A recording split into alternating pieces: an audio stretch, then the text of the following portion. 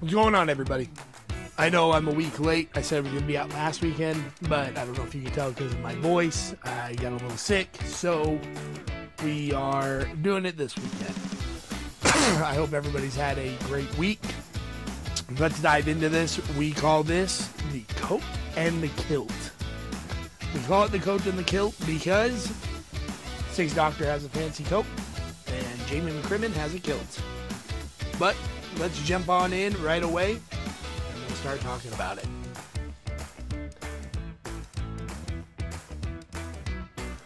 Alright, so we can see here our two commanders. We have Jamie McCrimmon. It says trample whenever you cast a historic spell, Jamie McCrimmon gets +X until end of turn, where X is that spell's mana value. Doctor's Companion. So we added a doctor. Sixth Doctor says whenever you cast a historic spell, copy it, except the copy isn't legendary.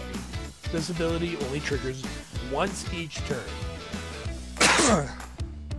So, really and truthfully, a lot of people get scared about Jamie McCrimmon.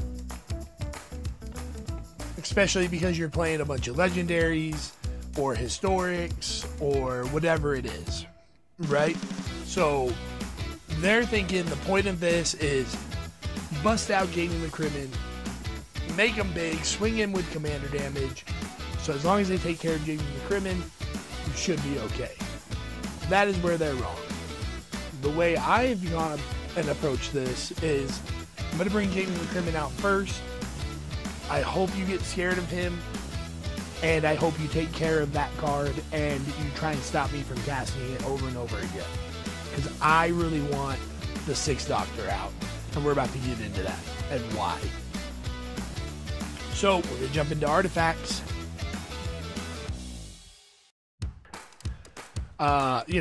Some basic stuff right there with the Arcane Signet. We're going to go over that. Conch Horn. This is a new ad, reserve list ad. The reason why this is in here is because we can make multiple copies of it for 2 mana.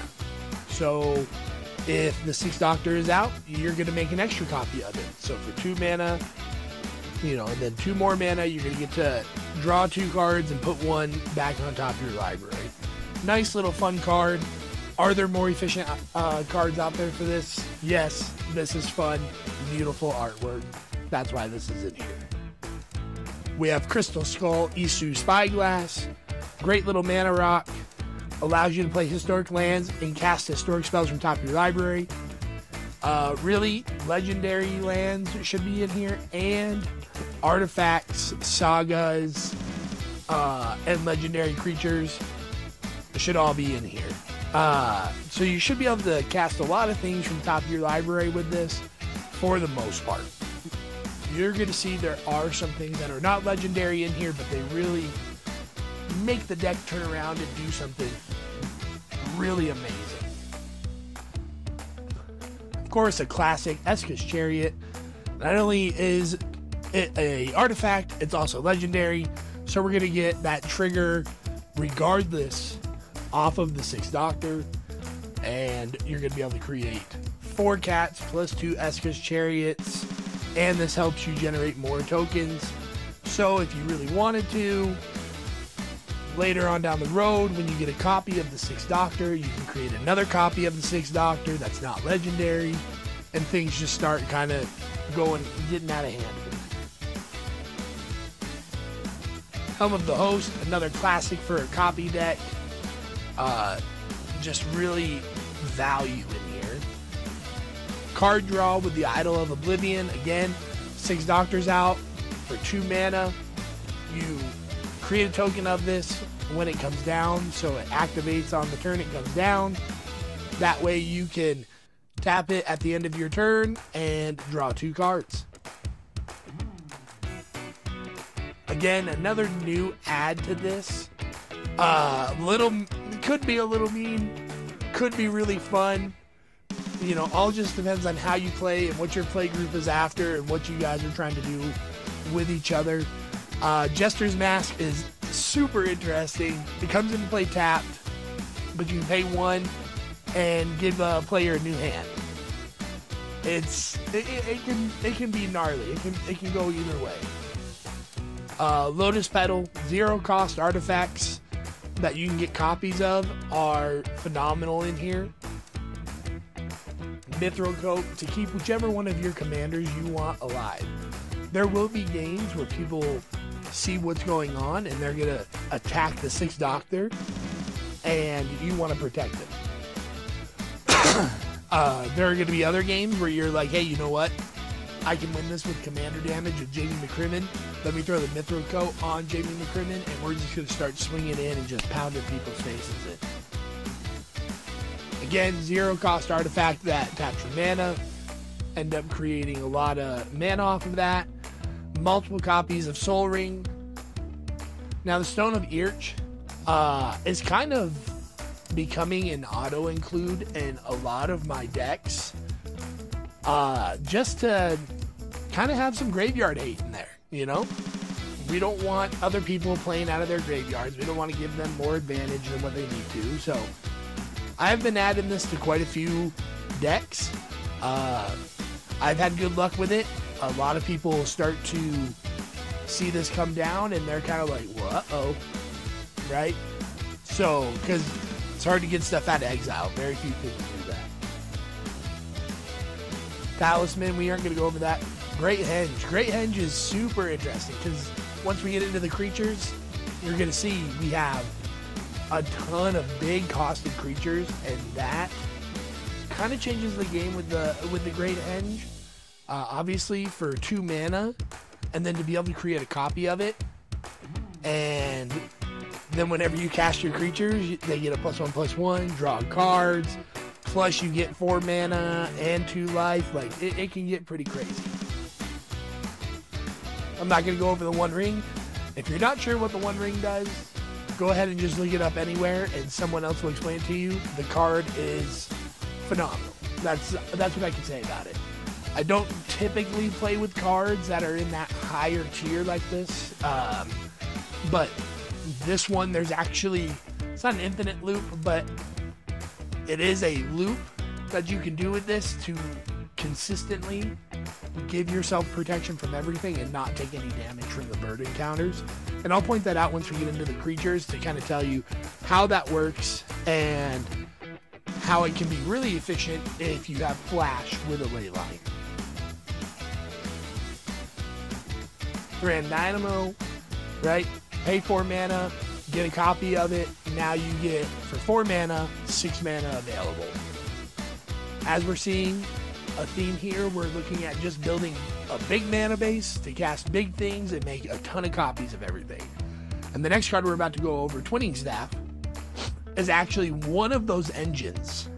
So one of the things that we have to kind of point to is things like Doubling Season don't work in this deck because we're creating a copy of a spell.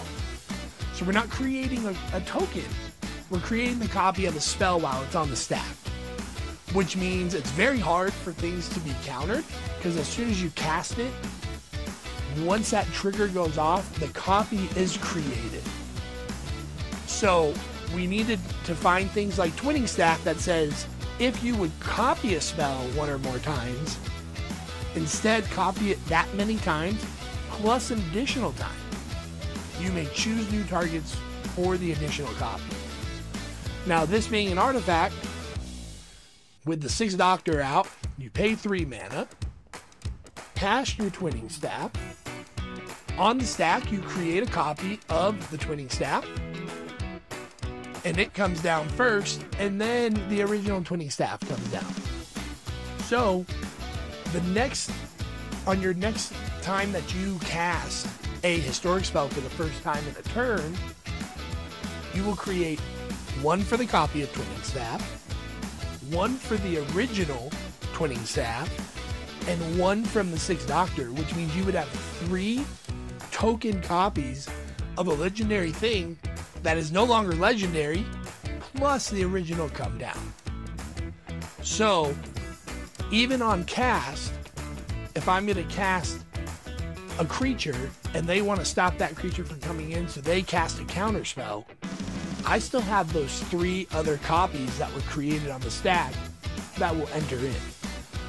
So it's a very hard deck to kind of stop everything. So it makes it really fun.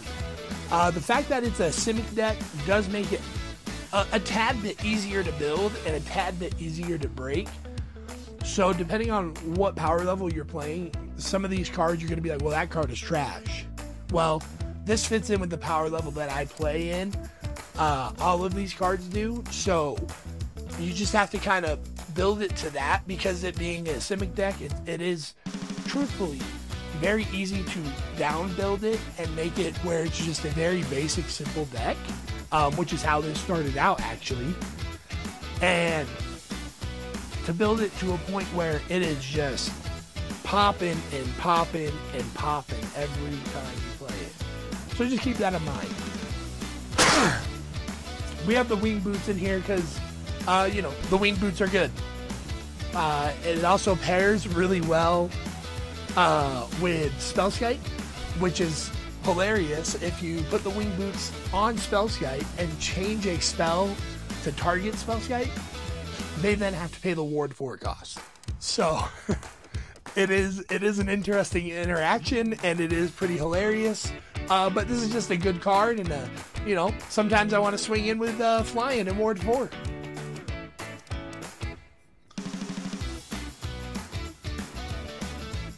Alright, we have Arasta of the Endless Webs as our first creature. So, Arasta is in here basically because people play things that are instants and sorceries. You have ramp spells, interaction spells, kill spells, whatever you want to call them. But they're always flying around the table. Why not get, some tokens off of it? So, that's really the only reason that Arasta is in here. You could change it out for anything you wanted that would make more sense. She is legendary, so you would get a copy, and it does make it interesting when you have 2 of them, and then you get 2 1/1 green spiders each time someone does something. But again, just one of those cards that kind of fits my play level. She doesn't really need a lot of explaining. Now, Displaced Dinosaurs is a factor in this deck. Can be. If you read Displaced Dinosaurs, as a historic permanent enters the battlefield under your control, it becomes a 7/7 dinosaur creature in addition to its other types. Artifacts, legendaries, and sagas are historic. So if you play Otawara, as Otawara enters the battlefield, it becomes a 7/7 dinosaur land. If you have, like we do in this deck, Forensic Gadgeteer, and you're creating clues, those clues become 7/7 dinosaurs. If you have Old Gnawbone, which we'll go over in this deck, and you create treasures from doing combat damage, those treasures then become 7/7 dinosaurs. One of the bigger ones that becomes a dinosaur is the One Ring. So you pay 4 for the One Ring, get protection from everything, and gain a 7/7 indestructible dinosaur. That can also, by the way, draw you cards. So this card is pretty busted in here. Your Mox Amber, your Lotus Petals, all of our artifacts that come in are 7/7 dinosaurs, in addition to its other types. It is absolutely insane of a card, and I'm looking at the price point right now as we're talking about this, and to be able to get it on TCG Player, which is that green price underneath the card there for $507, if you're playing a legendary deck, an artifact deck, a saga deck that has green in it, highly recommend picking this card up, putting it in there. It's crazy. So it's pretty good in here. Now, here is Drafna, founder of Latinam. A lot of people see this card come down on my battlefield. They either chuckle or I get the first question of, what in the heck is that doing in your deck? Well, let's read the first ability. 1 in a blue. Return target artifact you control to its owner's hand. 3 and a tap. Copy target artifact spell you control. I don't care about the 3 and a tap. I do not care. Completely worthless to me. The fact is that I'm going to cast this for 2 blue mana. Most of the time I'm not trying to make a copy of it, but I end up having copies of it. And then I will pay 1 in a blue mana to bounce the 1 ring back to my hand. So as I play the 1 ring, I gain protection from everything. I can then bounce it back to my hand, and I can hold on to it until my next turn. We do have Leyline in here, so we can play things at flash. Speed at points and times in all of our games, if you go find that. So if I can play the 1 ring at flash speed, I won't bounce it back to my hand right away. I'll wait until somebody tries to do something to get rid of it, whatever the case is, and tap it, add a burden counter, draw a card, bounce it back to my hand, and then flash it, flash it in at my end step, whatever it is. So this card really allows that 1 ring to just be devastating if we get them out together. We have a lot of artifacts in here. Emery's never a bad include inside an artifact deck. Again, could be changed out for something with a little bit more efficiency in the deck, something a little bit stronger in the deck. But she does good for us, especially if we're playing against mill decks, somebody board wiping a lot. She can help you get your stuff out of your graveyard. Pretty good. Forensic Gadgeteer is just crazy. For 87 cents, I don't know that you can go wrong. It is absolutely mind-boggling how good this card is when you play a lot of artifacts in your deck. It is so good, especially with the second phrase down there, activated abilities of artifacts you control cost 1 less to activate. It is so good to create just a bunch of clues that now only cost you 1 to keep drawing cards. And you're going to see in this deck, our theme is draw cards, win the game. Draw cards, win the game. Kind of goes without saying, people play Magic to win the game. Our goal is to draw cards to win the game. And you're going to see that. Gwenna goes in almost every deck that I have that has green in it. Again, I point this out to people. A lot of people don't recognize it at first. Add 2 mana in any combination of colors. Spend this to cast creature spells or activate abilities of a creature or a creature card. Whenever you cast a creature spell with 5 or greater, put a +1/+1 counter on Gwenna and untap it. Now, that second part there says, whenever you, not if she's tapped, whenever you. So, just remember, she keeps getting bigger and bigger the bigger things you cast. Inganesca, just more mana and card draw for when you use that mana from creatures. This is kind of the meanest card in the deck. Outside of that 1 ring loop that I have there with Drafna. Jin Gitaxias is like super salty, and people do not like it when it comes down. But again, I'm looking to create copies of this and draw, let's say we have 3 copies. We've got 21 cards. So, it's pretty good. Unfortunately, when you're creating copies of something like Jin Gitaxias, almost everyone else gets affected by it, unless the first person board wipes and clears everything. For the most part, if I'm creating more than one copy of this, usually that's when the game ends because everyone has to discard their hand unless someone else already has a no max hand size. Kappa Cannoneer, total win con. If you aren't aware, Kappa Cannoneer sees itself enter as an artifact, so it automatically comes in with a +1/+1 counter. When you create copies, the copies enter first, and so they see the other copies come in and the original, so the first one would be bigger than the last one that enters. However, if you're not familiar with Kappa Cannoneer, this card is crazy, super good, and it just says whenever an artifact. So again, with things like Old Gnawbone creating treasures, Forensic Gadgeteer creating clues, really zero costed artifacts, anything like that just makes this card so difficult to deal with, especially with the Ward 4. So highly recommended if you're going for, like, you know, I want to win every time with this deck. Kellen, Inquisitive Prodigy.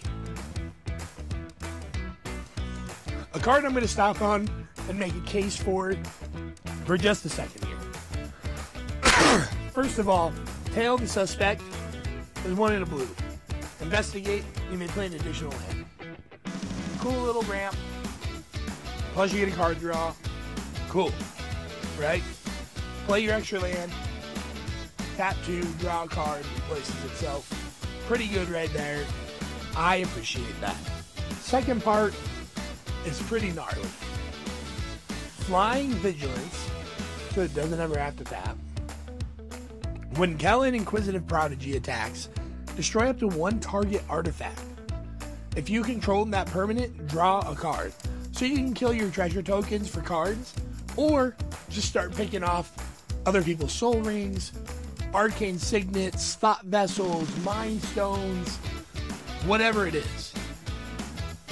This card has actually done more work for me at 22 cents than some of the other ones where I've been kind of like, well, we can change this out if we wanted to get a little bit stronger. This card is kind of like a mainstay in this deck, and I probably will never change this card out. It is so good. I recommend you play with it and just see what it does. Because of everyone's mana bases being so far into the artifact range now, with all the talismans and signets and everything like that, you can really slow your opponents down by just taking that. If they took turn 2 to play a talisman, and you go and you destroy that talisman, you just erase their turn 2. So, just, you know, keep an eye out. Look at it. Good card. My companions. How they've treated you so unfairly, my companions. Karuga is in here simply to create copies, and as the copies enter, you draw a bunch of cards. So, Karuga says, when it enters the battlefield, draw a card for each other permanent you control with mana value 3 or greater. So, if we make 2 copies of Karuga, that means 3 are going to be entered. The first one comes down, and let's say you draw 5 cards. The second one enters, you'll draw 6 cards because it sees the other Karuga. And then the third one comes down, and you'll actually draw 7 cards. And so that means you'll draw a total of 18 cards for 5 mana. Really good. Lets you draw through your deck. And that's what he's in there for. 5/4. I appreciate the artwork on this card as well. It's goofy. I like it. It stands out to me and I get excited. This is a new include from Duskmourn. Just to give us random flash on different cards, right? So as long as I don't know how to say it. Cayenne's power is even. You may cast non-creature spells as though they had flash. So there's our One Ring our Lotus Petal, our Mox Ambers, our Talismans, all of our artifacts, our enchantments, all that kind of stuff. As long as her power is on, you can cast creature spells as though they had flash. Just as strong, just as crazy. And then we're always drawing cards in here so she can get really big. Ah, my boy Kogula. I've been hot on this card since Ikoria has come out. I put it in so many green decks. It always does good. The great thing about this is when you create copies of Kogula to come in and they fight, you probably still get to have a couple of those copies left, which then allows it to destroy target artifacts or enchantments as it attacks. Sometimes in the past when I played it, wasn't making copies, he'd come in, he'd just take care of the big threat, and then we'd move on, right? Now that I'm making copies, okay, a couple of them are going to survive. I'm going to start destroying your artifacts and enchantments. Plus, the Sixth Doctor is a human. So if you really are desperate for protection and don't want to have to pay commander tax off of that 6 mana cost, you can just pay 1 and a green, return the Sixth Doctor to your hand, and give Kogula indestructible. It's a really good card in this deck, and really good card all around. Recommend again, something you look at. Old Gnawbone, we're all familiar with Old Gnawbone. Crazy good card. This one you create copies of it, hit somebody. You're going to make 5 treasures, but you have 2 copies of Old Gnawbone, so now you make 10 treasures. Prime Speaker Zagana. I have to give a shout out to my buddy Jay Smooth from Whatnot, who I played in person with a bunch, who had a Merfolk deck and was playing this card, and I said, man, that card would be awesome in the Sixth Doctor. The reason why it's awesome is because draw a bunch of cards. I would say, I don't know, 65% of the time, if I have my Jace out that says if you would draw a card and you have no cards, you win the game, this card is what gets it done. She comes in and you create a few copies, and those copies grow off. So each copy will grow off the one that entered before it. So if you create a copy of her from the Sixth Doctor, and she comes in with Kogula on the battlefield, you're going to draw 8 cards off of the first one. When the second one is going to enter, it's going to see that Prime Speaker Zagana non-legendary has 8 power. So now you're going to put 8 +1/+1 counters on here and draw 9 cards. So that's 17 cards for 6 mana. Phenomenal. Big creatures, big bodies out there to block or swing in if that's how you're going to win the game. Or draw enough cards and you win. Rashmi, kind of a pet card of mine. I just like the fact that it's a free card. Whenever you cast your first spell each turn, reveal the top card of your library. It's a non-land card with converted mana cost less than that spell's. You may cast it without paying its mana cost. If you don't cast the revealed card, put it into your hand. Seems to me like reveal the card, draw it. Or reveal the card, play it. Seems pretty good. Reki, card draw, beautiful card, beautiful artwork. Put it in anytime you're playing a huge legendary deck. Put Reki in there if you have green. Sakashima, some people's mortal enemy.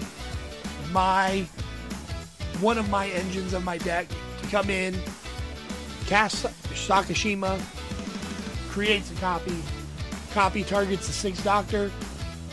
Original enters, targets the Sixth Doctor. I now have 3 Sixth Doctors.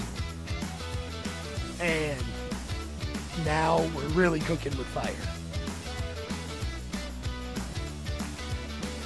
Tuquan. You get enough big things out, get enough copies of things. You give everything horsemanship, you're gonna win.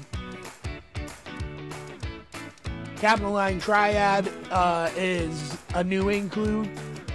The reason I did this is because it costs one less for each historic card in my graveyard, which, you know, board wipes happen, people kill individual things, so usually pretty cheap. And then I can exile those cards and give all my creatures base power and toughness 9/9. Pretty crazy. Reality Chip in there to cast things off top of our library.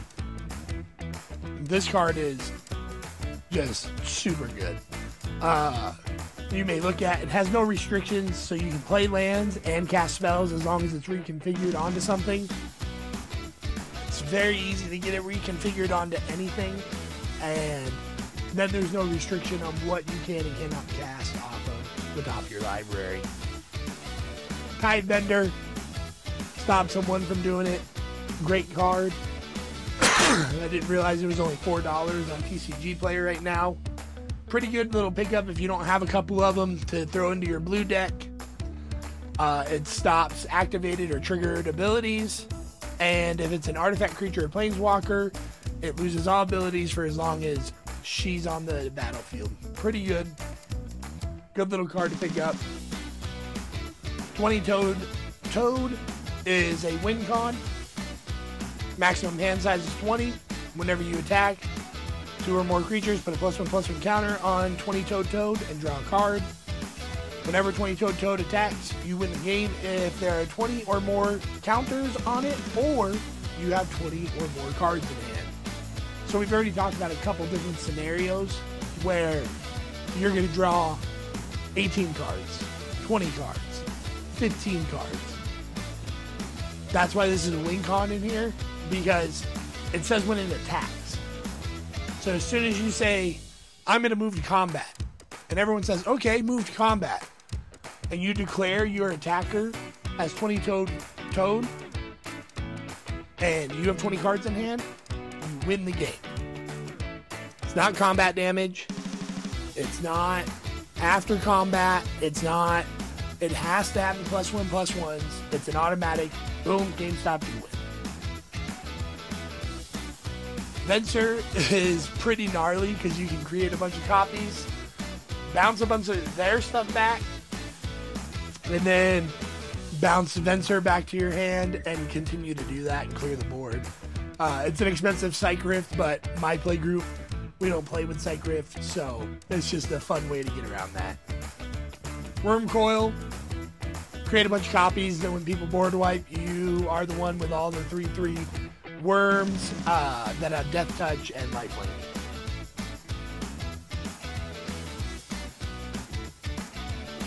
Alright, City of Death. I've actually seen this card quite a bit. And everyone creates a treasure token, and then they're like, oh, I'm going to create 6 more treasure tokens. No. I'm going to create the treasure token because that's what it tells me to do. And then I'm going to create a token of whatever the strongest thing is out on my battlefield at the time. And if they have ETB effects, I'm going to get those. If they don't, whatever, I'm just going to continue to create all those extra tokens. Here's our ley line. Spells have flash. The games that I get this ley line, even if I don't get to put it down pre-game, and I have to cast it, on turn 3 or 4, 5, the games that this is out, my play group is like, you know what? That deck might be too strong. It makes that much of a difference in the deck. So just keep that in mind. Super good card. Ley lines have always been good in the past, but here's a new include from Duskmourn. This is the Fractured Realm Mirror Room. So if a triggered ability of a permanent you control triggers, that ability triggers an additional time. That's the side we want to cast. Or the side we want to open up. That's what it's in here for the Fractured Realm Mirror Room. Okay, cool, good. get it out on the battlefield, but Fractured Realm is where it's at on that card. One with the multiverse. I think when it first came out, being at 8 mana, people may have overlooked and underestimated one with the multiverse. It's starting to get a little bit more attention now when I play. And it's starting to get a little bit more of a scary card that people start to recognize coming out of your deck. You may look at the top card of your library anytime. You may play lands and cast spells from the top of your library. No restriction. And then once during each of your turns, you may cast a spell from your hand or the top of your library without paying its mana cost. I usually reserve that spell for one of the bigger ones I want to make a few copies of. It's usually pretty gnarly at the end there. Storm of Saruman. This card is excellent. Just an extra copy generator.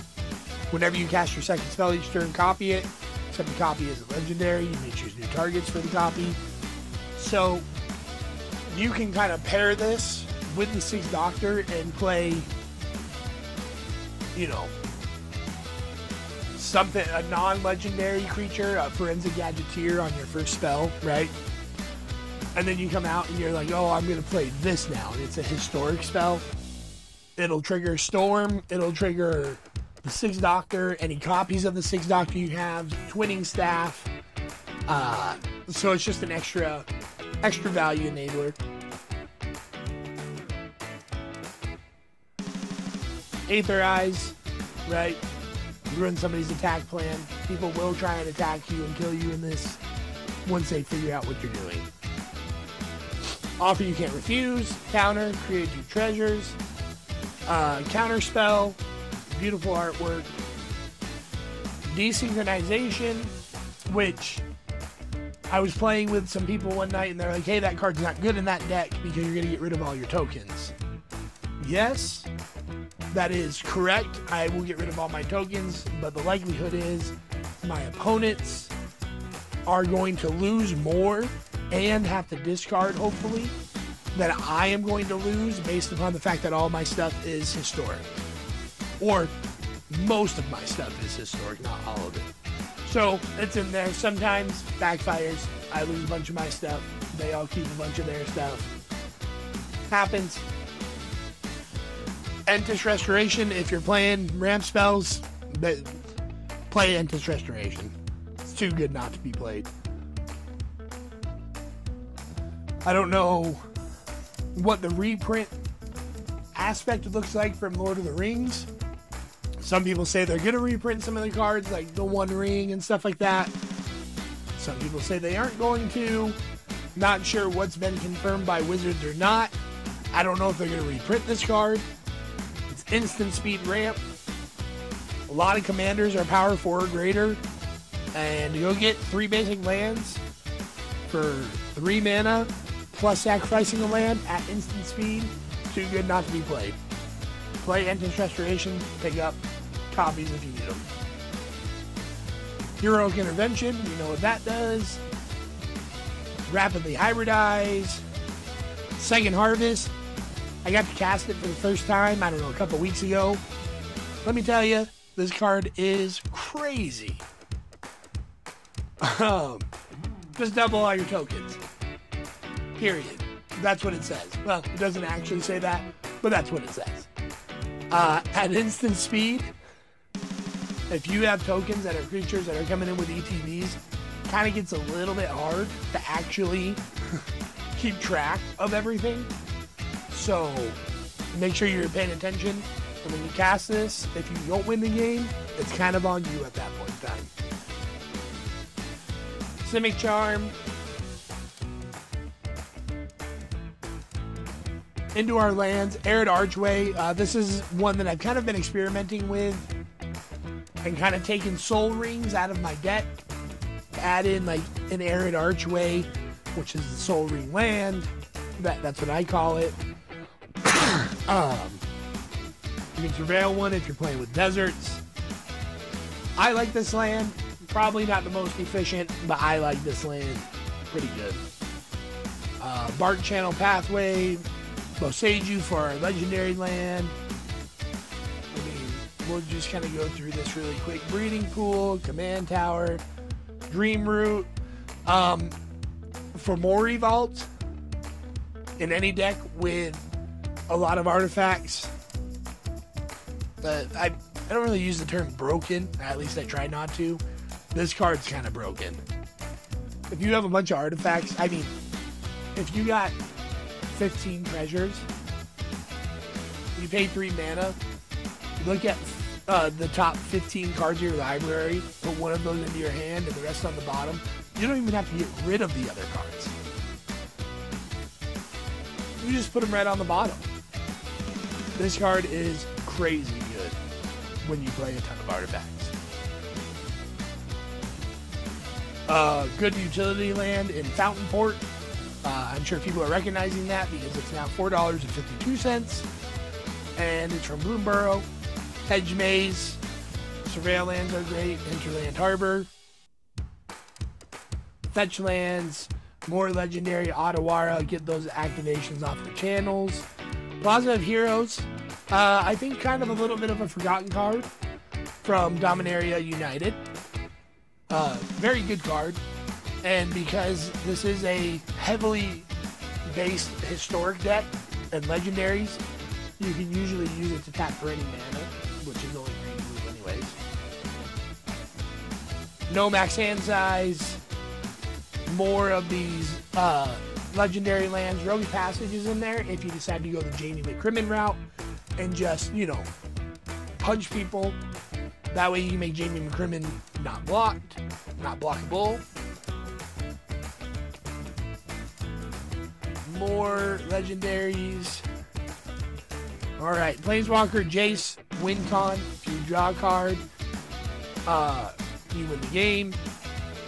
This will happen multiple times if you know how to play Magic the Gathering.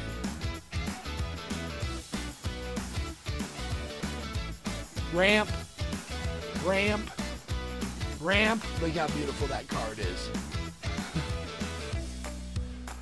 Card draw. You got a lot of big casted things in here, right? Big cost things, I should say. Even the 6th Doctor. Pay 4, draw 6. So, drawing some cards, and then we're back to the top. So again, the way I built this was it's all about the value of the 6th Doctor and creating the copies. And ultimately, my goal is to draw my deck and win the game by drawing my deck.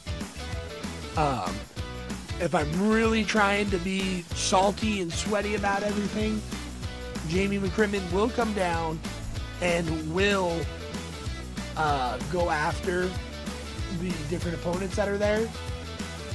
And that plus X really starts to add up and make a difference because Jamie McCrimmon will trample. So, there's the deck tech on this. Sorry we were a week late. I hope you guys enjoyed it. If you go to architect.com and look up my account here, we have Thunder D-Rock 03, D-R-O-K 03. You can see this version of the deck, which is the actual version. All the cards that I actually play in the deck are in this one here.